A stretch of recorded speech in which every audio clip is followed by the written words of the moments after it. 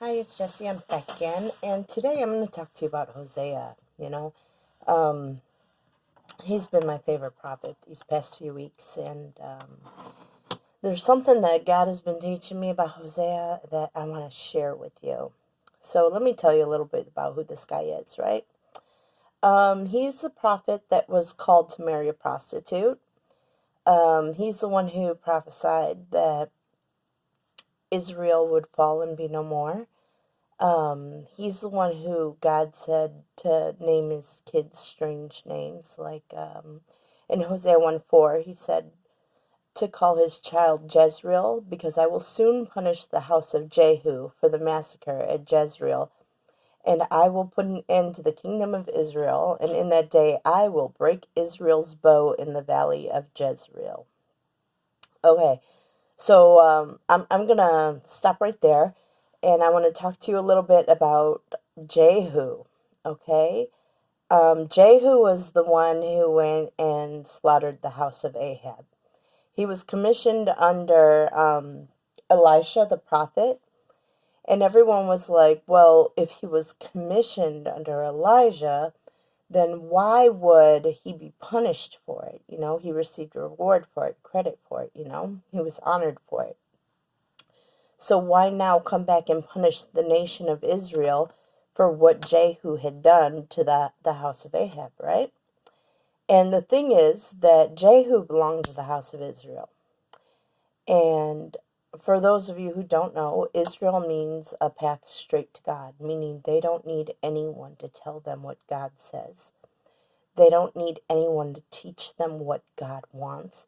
They don't need anyone to go in between themselves and God.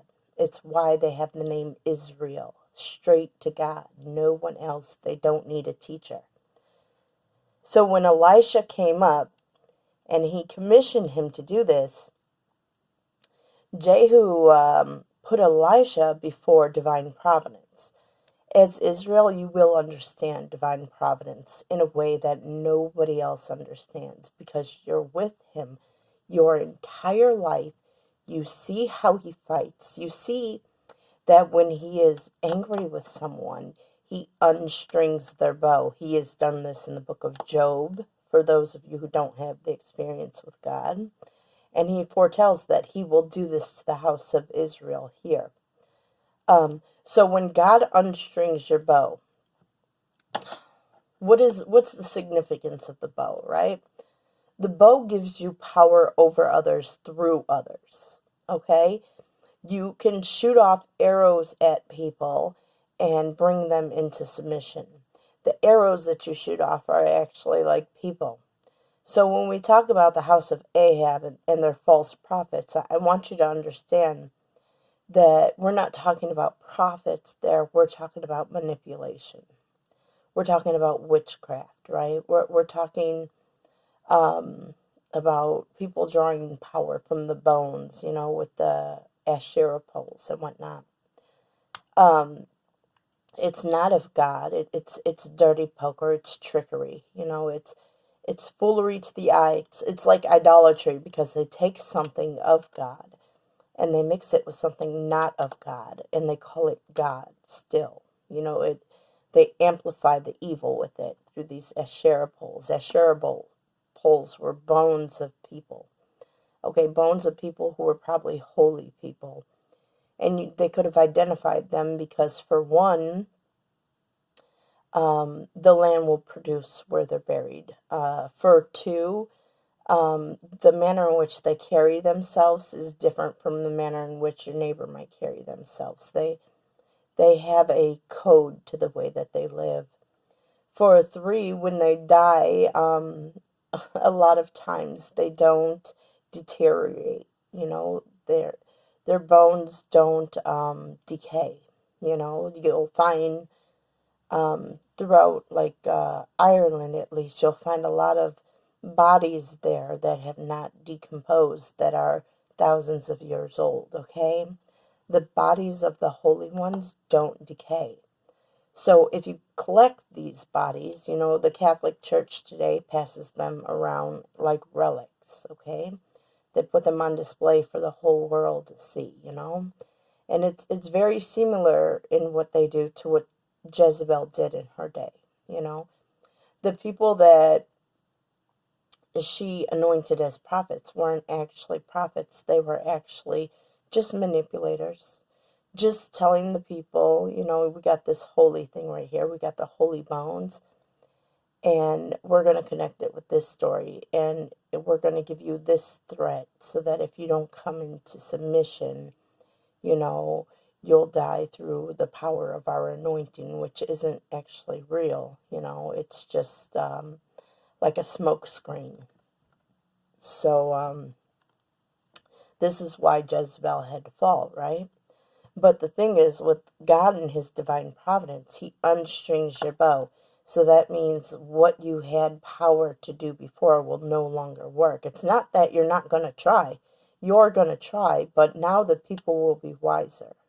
Now the people will be stronger, and they won't submit. So when it was prophesied that the dogs would come back and eat them and devour them, they weren't supposed to be dead when the dogs came back to eat them. When we say dogs, we're saying people, okay? These people have been manipulated. They haven't been taught.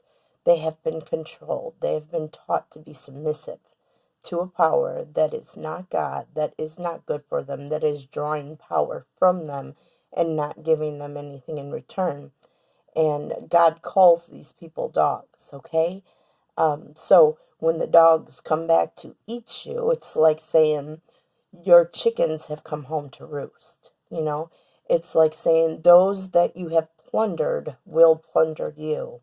This is divine providence right here. And if you don't understand it, you know, you'll be misled when someone says, I'm a prophet of God. I speak for God. God said, go do this, you know. If you don't understand the way that God operates, that he himself unstrings their bows, and that those they plunder come back to plunder them, okay? You could look at the immigration cycle today as the nations that have been plundered coming back to plunder, okay?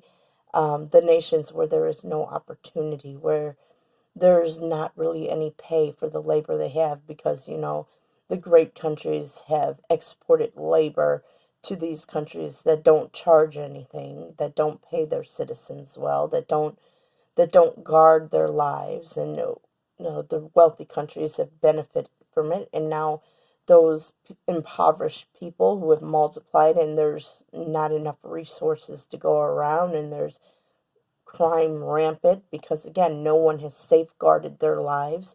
Now they flee their countries and they come to the wealthier countries. And guess what? They might be coming in peacefully. They might be coming in as refugees. You know, they might be coming in seeking asylum.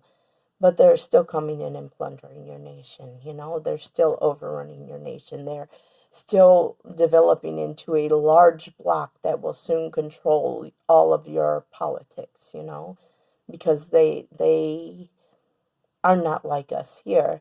They have a sense of community. They work together. They work towards a goal. They got out of this. Now they're here. And they're going to put those skills to use, unlike the entitled people of your nation who expect things that are not paid for. That's why you get plundered, you know. So this is the way that God works. This is divine providence right here. Um, and if you don't know it, then you think, you know, that you need to go and push her out of Jezebel out of window so that the dogs can eat her, you know. But that's not exactly true, because God unstrings your bow. You no longer have power over the people. You crush the idols, not the people, you know. You show the people who God is. You make them strong by introducing him to your God, you know. And you don't go and kill people. It's not allowed. You're not allowed to draw blood. Even with like your worst enemies, God will cry out to you as you're seeking justice or whatever. They'll die, you know. So you have to be mindful of the way that God operates. And Jehu was of the house of Israel. He knew how God operates. He knew there's no getting around it. So while he was commissioned to do this, he saw violence as the answer. Whereas, you know, if he had been tapped into God fully, if he had understood that God doesn't operate like that, you know. If God allows for violence, it is the violence that allows people to rise up and overthrow their oppressor, you know. And if you want to be their Messiah, then you have to be amongst them. You can't be someone's Messiah as an outsider. You can't just come in and manipulate things and then leave people with no order whatsoever, because the country's in complete chaos then, you know. The country has no direction, and you have a bunch of people scrambling to take the lead, you know. God will sometimes allow tyrants to remain in power because those tyrants have formed the tyrants underneath them. And the tyrants underneath them, you know, they don't even have the same filter as the tyrant on top, but they know better than to challenge them, you know. So it's like you keep the snakes in the den, you know. And you got to understand that there's different types of leadership for different types of people. And if you want to liberate a people, you don't overthrow their tyrant, you know. That's a good way to bring up terrorists, you know, for terrorists to form, because you leave a country completely unhinged, you know, with no real leadership. And then what's their first thought to do? Let's go kill somebody, you know. So it's understanding how God operates, you know, that he doesn't want the world in total chaos, you know. He wants the world in order, you know, but you can't do it by killing people. You have to do it by recognizing what God does and by strengthening the people and bonding them together. You can't do it by overthrowing tyrants. It will never work. And it'll bring a judgment back on you, because you actually leave the world a darker place than it would have been if the tyrants had been overthrown by someone within the people's own ranks. Because ultimately, an outsider can't lead a people, you know. I can't go into Iran and be their president, you know, especially not with my hair uncovered, you know. But what Iran is learning right now is you can't be a tyrant. Your people will overthrow you, you know, and people need to stay out of their way and let people overthrow their governments, you know, especially if they're tyrants. And in that way, they also learn they're not just taking down someone, they're establishing a precedent for order. They're saying, we're not going to stand for this. You will not kill us for a dress code, you know. You will not kill us because we're actually keeping a dress code, but it may not be 100% to your liking, but we're keeping a dress code still, and you're not going to kill us for not keeping a dress code when we are, you know. So if you see all the stuff going on over there, you understand that God has unstrung their bow. Their people are rising up. They're either the leaders will either fold to the people or they'll fall. You know, of course they're going to try and manhandle people. They're going to try and wrangle people and get them in order. But the fact of the matter is that people don't want to live that way. They don't see life that way. If you don't value a people enough to honor their lives, you know, if they die within a few days in your custody, your people are not going to want to be your people anymore, and they're going to want you out of their country because they're the majority, you're the minority, and you have to go, you know. That's divine providence at work in the world right now today. And you have to understand that. If you don't understand that, if you think you can go over there with violence and kill somebody, then you don't understand the way that God calls people to work, you know. And that is why Jehu was in trouble. That is why the nation of Israel fell. He set this precedent way back when. And it wasn't good for him. It wasn't good for the House of Ahab or their nation, and it wasn't good for the nation of Israel. There has to be some humility, you know. When we say Israel has a path straight to God, Israel is to usher God in, you know. Israel isn't supposed to be out there cutting people down.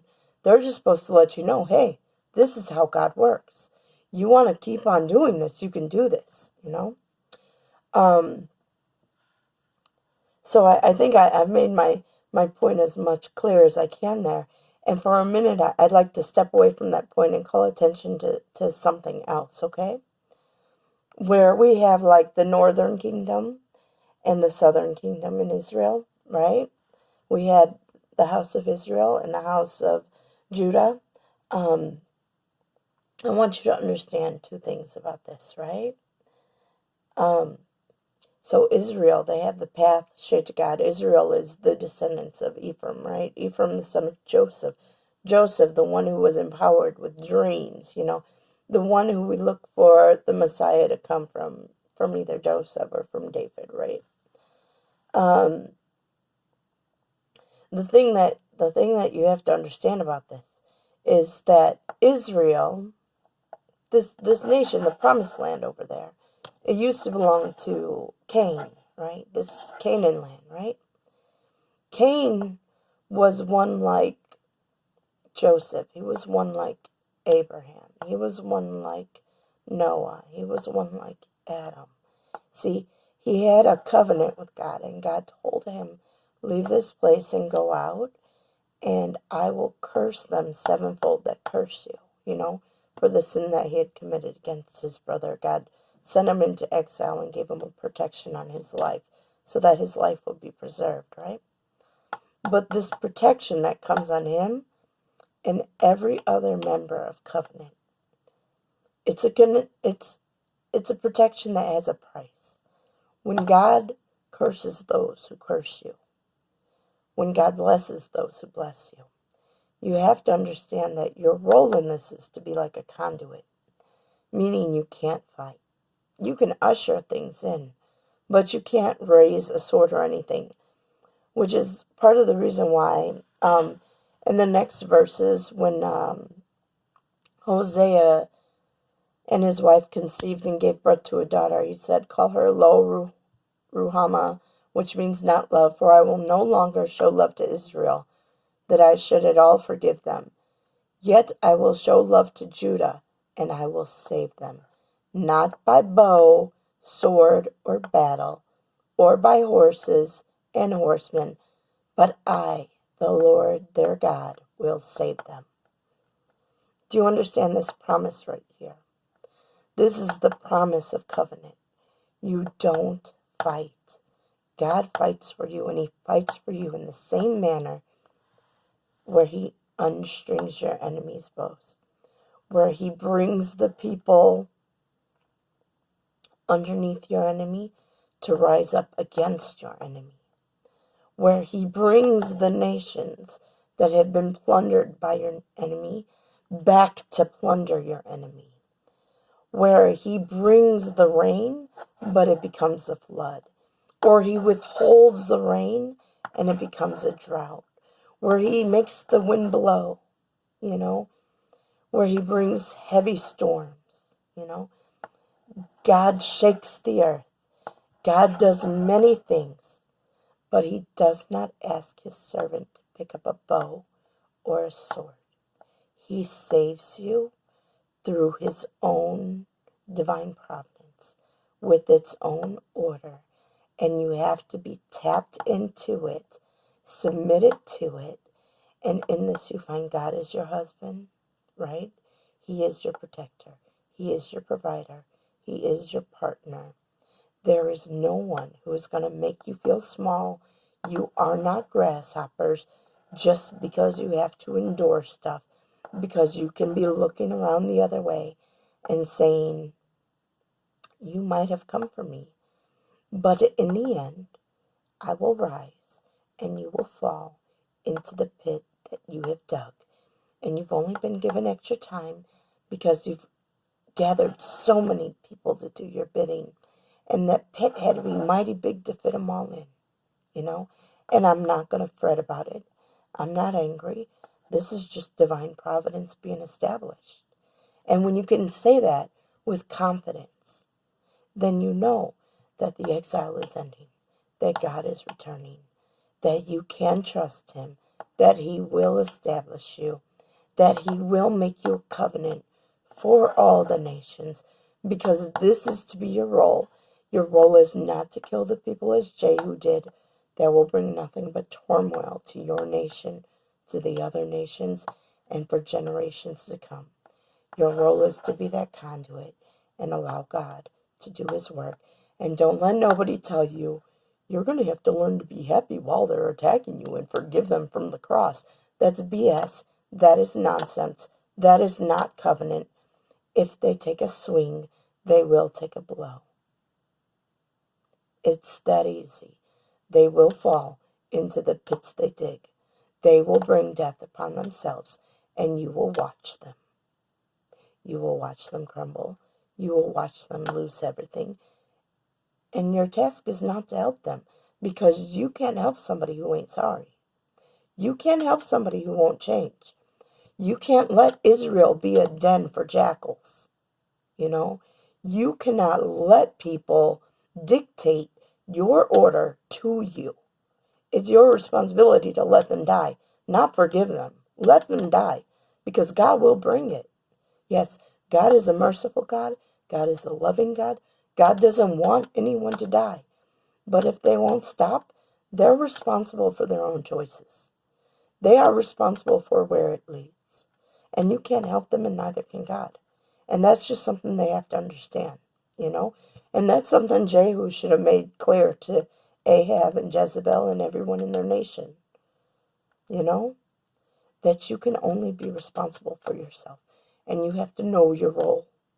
You have to know where you stand.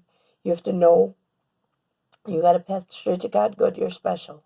These other people don't have a path straight to God.